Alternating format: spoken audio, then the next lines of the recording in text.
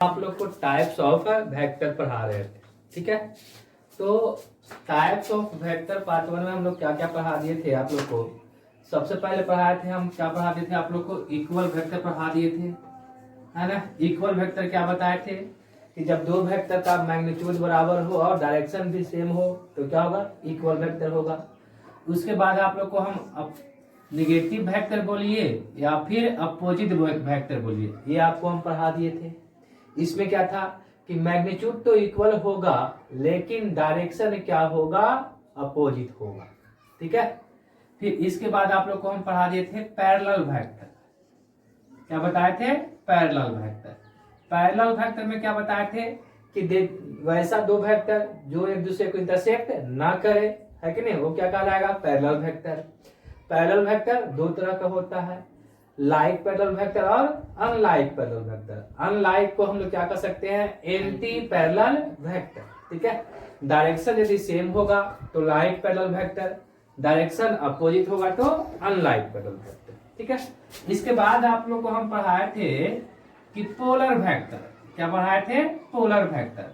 Polar vector जो बताए थे आप लोग को, इसमें क्या होता है, अब पॉइंट ऑफ एप्लीकेशन होता है। क्या होता है, पॉइंट ऑफ एप्लीकेशन होता है, उसे हम लोग क्या बोलते हैं, पोलर वेक्टर बोलते हैं।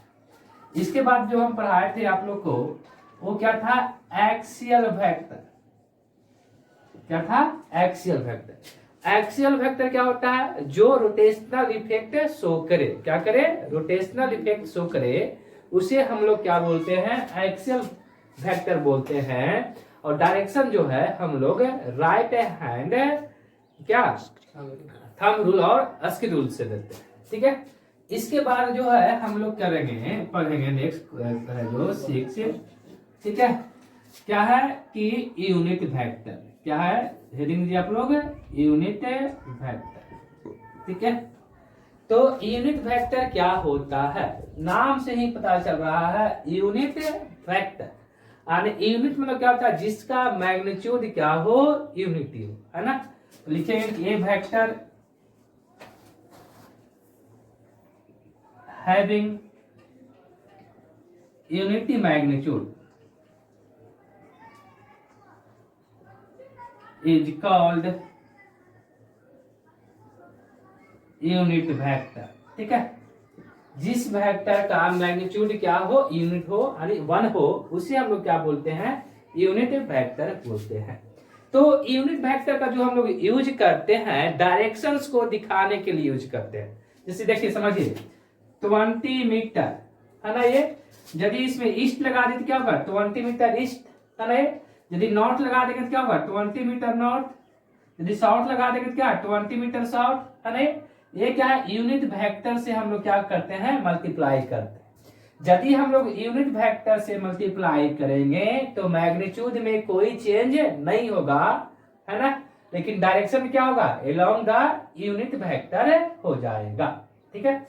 इसलिए हम लोग यूनिट वेक्टर का यूज कहां करते हैं, डायरेक्शंस को लेने में करते हैं, है ना। ये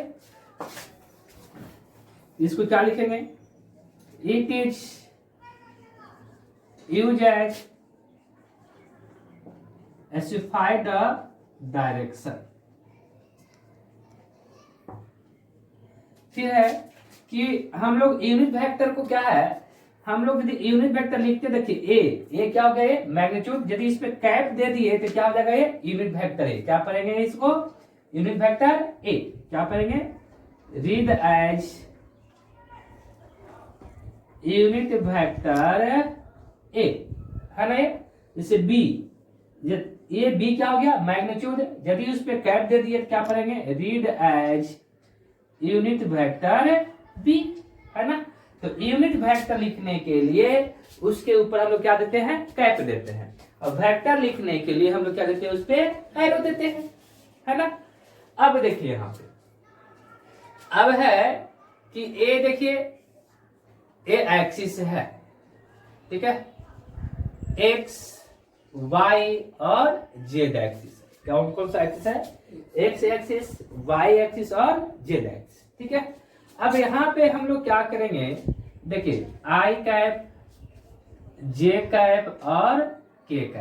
अब हम लोग वेक्टर में एक्स वाई जेड ना पढ़ के हम लोग क्या करेंगे, यूनिट वेक्टर का यूज करेंगे, क्योंकि यूनिट वेक्टर का यूज ही होता है डायरेक्शंस को दिखाने के लिए। तब एक्स के जगह हम लोग क्या बोलेंगे, आई यूनिट वेक्टर, वाई की जगह क्या बोलेंगे, जे यूनिट वेक्टर, और के की जगह क्या बोलेंगे, जेड यूनिट वेक्टर। समझना है, यानी अलोंग के लिखा हुआ रहेगा अलोंग जेड डायरेक्शंस में, आई लिखा रहेगा अलोंग एक्स डायरेक्शंस में, और वाई लिखा रहेगा अलोंग, सॉरी जे लिखा रहेगा अलोंग वाई डायरेक्शन से। तो क्या है, हम लोग यहाँ पे लिख लेंगे कि हेयर आई जे एंड के, ठीक है, unit vector along x y and z direction respectively, ठीक है।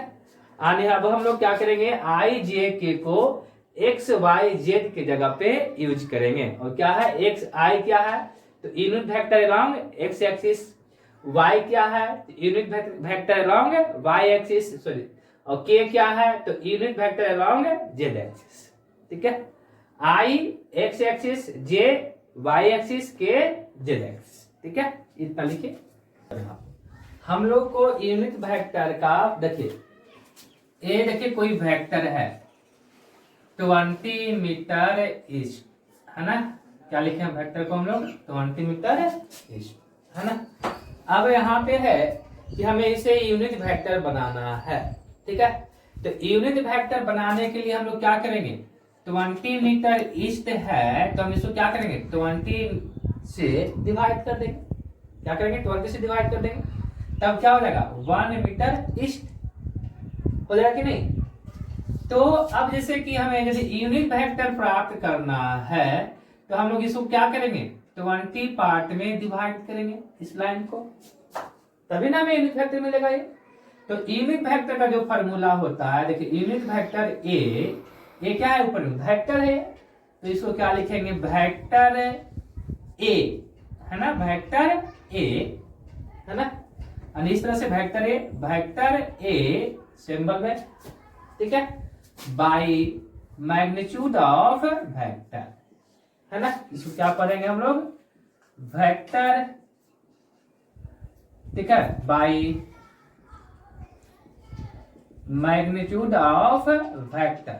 यदि हम वेक्टर लिख के यदि हम मैग्नीट्यूड ऑफ वेक्टर से डिवाइड कर देंगे हमें क्या मिलेगा, यूनिट वेक्टर मिल जाएगा, ठीक है। अब देखिए यदि हम लोग तो किसी वेक्टर को रिप्रेजेंट कैसे करेंगे, देखिए यहाँ पे क्रॉस मल्टीप्लाई करेंगे तो क्या होगा, vector A is equal to magnitude of vector into unit vector, है ना। यदि किसी वेक्टर को लिखना है तो उस वेक्टर का मैग्नीट्यूड साथ साथ क्या लिखते हैं, उसका यूनिट वेक्टर लिखते हैं, है ना। ये हमें रिमेंबर रखना है, ये फॉर्मूला हुआ, ठीक है। अब है कि हम यदि कोई वेक्टर दिया हुआ रहेगा तो हम लोग उसका मैग्नीट्यूड कैसे निकालेंगे, है ना। तो ये बाद में आगे प्रूफ में पढ़ना है, हम सिंपली बताते हैं फॉर्मूला भी आप लोगों को। देखिए वेक्टर ए इक्वल टू क्या है, ए एक्स आई ए वाई जे प्लस ए जेड के है। तो हमें क्या निकालना है, यूनिट वेक्टर, है ना। तो सबसे पहले देखिए तो मैग्नीट्यूड ऑफ वेक्टर निकालेंगे। तो मैग्नीट्यूड ऑफ वेक्टर निकालने के लिए हम लोग क्या करेंगे, देखिए यहाँ पे बाबू यदि ये दिया हुआ है तो इसको क्या कहेंगे, वेक्टर ए, इसको यदि मोड में डाल देंगे तो क्या हो जाएगा, मैग्नीट्यूड ऑफ वेक्टर ए क्या होगा, देखिए ए एक्स स्क्वायर, देखिए कोफिशिएंट कितना है, एक्स लेगा ए एक्स स्क्वायर, ठीक है। यहाँ पे क्या ए वाई, तो क्या लगा ए वाई स्क्वायर प्लस क्या हो जाएगा ए जेड स्क्वायर के स्क्वायर रूट, ए है, इससे हम लोग क्या निकाल लेंगे, मैग्नीट्यूड ऑफ वेक्टर निकाल लेंगे, ठीक है। फॉर एग्जाम्पल में देखिए, ठीक है, फॉर एग्जाम्पल में क्या है आप लोग को कि कोई वेक्टर दिया हुआ है A equal to 10i plus 10j plus 10k। हमें क्या निकालना है, यूनिट वेक्टर निकालना है। क्या निकालना है, यूनिट वेक्टर। तो यूनिट वेक्टर का फॉर्मूला क्या होता है कि vector A by magnitude of vector A. Vector A तो हमें पता है, लेकिन मैग्नीट्यूड ऑफ वेक्टर ए हमें नहीं पता है। तो हमें क्या निकालना पड़ेगा, मैग्नीट्यूड ऑफ वेक्टर ए। तो फॉर्मूला क्या, देखिए जो आई जे और के का जो कोफिशिएंट है उसको स्क्वायर करके प्लस करके क्या कर देंगे, स्क्वायर रूट कर देंगे। देखिए यहाँ पे कोफिशिएंट कितना है 10, यहाँ भी 10, सबका क्या करेंगे स्क्वायर करेंगे, है ना। और उसके बाद इसको क्या कर देंगे स्क्वायर रूट कर देंगे, तो क्या बन जाएगा unit magnitude of vector A. यदि इसको सिंप्लीफाई कर देंगे तो कितना होगा 100 100 और 100 यानी कितना है 300। यानी यूनिट वेक्टर ए क्या वैल्यू क्या हो जाएगा हमें कि 10i plus 10j plus 10k, है ना, बाई। यदि इसको और सिंप्लीफाई करेंगे तो क्या हो जाएगा 10√3 हो जाएगा। ये इसको क्या लिखेंगे 10√3 और सिंप्लीफाई करेंगे, है ना, तो क्या आएगा 1/√3i, ठीक है, 1/√3j प्लस 1/√3k। क्या मिलेगा हमें यूनिट वेक्टर ए। यानी किसी वेक्टर से यूनिट वेक्टर निकालना है तो सबसे पहले हम लोग क्या करेंगे उसका मैग्नीट्यूड निकालेंगे, है कि नहीं। सपोज कीजिए कि यहाँ पे के नहीं दिया हो रहता तो क्या हो जाता है यहाँ पे 0 हो जाता है, यहाँ पे x नहीं दिया हो रहता यहाँ पे क्या होता है तो 0 हो जाता है। जिसका मैग्नीट्यूड नहीं दिया हुआ है उसको हम क्या मान के चलेंगे 0 मान के चलेंगे, है कि नहीं, और यही फॉर्मूला लगाएंगे, ठीक है। तो यूनिट वेक्टर निकालने के लिए हम लोग क्या करेंगे, सबसे पहले कि फॉर्मूला क्या है vector A by magnitude of vector, है ना। तो सबसे पहले हम लोग मैग्नीट्यूड निकालेंगे, उसके बाद फॉर्मूला लगा देंगे तो मेरा क्या निकल जाएगा यूनिट वेक्टर निकल जाएगा। वो पूछता कि if C is a unit vector then find the value of x। और दिया हुआ रहता है, क्या दिया रहता है 0.4i plus 0.5j plus x के। हमें क्या निकालना है x का मान निकालना है इस क्वेश्चन में, है ना। तो देखिए ये क्या है यूनिट वेक्टर है तो इसका मैग्नीट्यूड कितना होगा 1 होगा। तो सबसे पहले इसका हम लोग क्या निकालेंगे मैग्नीट्यूड निकालेंगे। मैग्नीट्यूड निकालने क्या होगा 0.4 के स्क्वायर फॉर्मूला से 0.5 के स्क्वायर प्लस क्या हो जाएगा x स्क्वायर क्या हो जाएगा स्क्वायर रूट, है ना। मैग्नीट्यूड पुट करेंगे इसका कितना 1 इक्वल टू, क्योंकि यूनिट वेक्टर है और यूनिट वेक्टर का मैग्नीट्यूड कितना हो जाएगा 1। ये देखिए 0.16 प्लस 0. कितना 25 प्लस x स्क्वायर। अब यहाँ पे क्या करेंगे स्क्वायरिंग बोथ साइड, दोनों तरफ स्क्वायर करने पर, है ना। तो ये क्या हो जाएगा ये 1 के स्क्वायर क्या होगा 1 होगा, स्क्वायर रूट से क्या हो जाएगा कैंसिल हो जाएगा। ये देखिए इसको ऐड करेंगे 0.16 प्लस 0.25 तो कितना आएगा देखिए तो 6 और 5 क्या हो जाएगा 11, 2 और 1 कितना 3, कितना 0.41 आएगा कि नहीं आएगा। ये देखिए 6 5 11 है ना 1 हाथ बनाए 1, 2 और 1 कितना 3 और 1 कितना 4 हो जाएगा 11 प्लस x स्क्वायर यानी x स्क्वायर कितना हो जाएगा देखिए इधर जाएगा माइनस में तो 1 माइनस 0.41 के स्क्वायर रूट। इसको सॉल्व कर लेंगे मेरा x का वैल्यू आ जाएगा, ठीक है ठीक है। तो नल मतलब पता ही चल रहा है मैग्नीट्यूड क्या होना चाहिए 0। ए vector having 0 magnitude is called zero vector, ठीक है। its direction is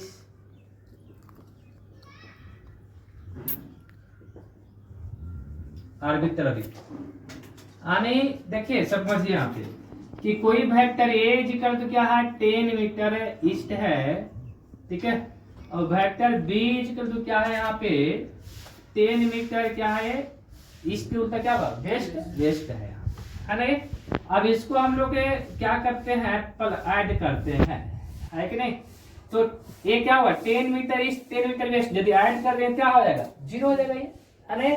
अब ये 0 हो गया, अब क्योंकि ये दो वेक्टर को ऐड कर रहे हैं तो हमें 0 मिल रहा है। तो इसको देखिए, अब 0 को हम लोग क्या है यहाँ पे दिए 0 क्या आएगा, ये नल वेक्टर होगा यार, 0 वेक्टर बोलेंगे। अब इसका डायरेक्शन क्या हो सकता है, किसी भी डायरेक्शन हो सकता है, 0 यानी क्या नथिंग, है ना। तो इसका डायरेक्शन कोई निश्चित नहीं है, अब 0 है ही है, कोई मैग्नीट्यूड नहीं है, तो क्या होगा आर्बिट्ररी डायरेक्शन, किसी भी डायरेक्शन में हो सकता है, 0 नथिंग, है ना। तो क्या है, जब ये देखिए तो ये दोनों क्या है, ये दोनों जो है ए और बी यहाँ पे क्या हुआ नेगेटिव वेक्टर हुआ, और यदि दो नेगेटिव वेक्टर को हम यदि ऐड करेंगे तो हमें क्या मिलेगा नल वेक्टर मिलेगा, है ना। अब सपोज कीजिए देखिए ए इजिकल टू यहाँ पे 10 मीटर ईस्ट, है ना, और बी इजिकल टू भी क्या है 10 मीटर ईस्ट। यदि इसको हम सब्ट्रैक्ट करेंगे ए माइनस बी, यहाँ में क्या मिलेगा 0। तो यहाँ पे देखिए मैग्नीट्यूड और डायरेक्शन क्या सेम है, तो ये क्या हुआ ये इक्वल वेक्टर, क्या हुआ ये इक्वल वेक्टर, है ना। तो हमें नल वेक्टर कब मिलेगा, जब हम दो नेगेटिव वेक्टर को ऐड करेंगे, है ना, तो क्या मिलेगा नल वेक्टर, या फिर इक्वल वेक्टर क्या करेंगे सब्ट्रैक्ट करेंगे, तो हमें क्या मिलेगा negative vector, sorry null vector मिलेगा और 0 वेक्टर मिलेगा। इसका डायरेक्शन क्या होता है आर्बिट्ररी, किसी भी डायरेक्शन में हो सकता है, क्योंकि 0 में तो क्या हुआ कुछ भी नहीं, क्योंकि ये अब ऐड और सब्ट्रैक्ट कर रहे थे, अब कुछ ना कुछ तो क्वांटिटी मिलेगा ही।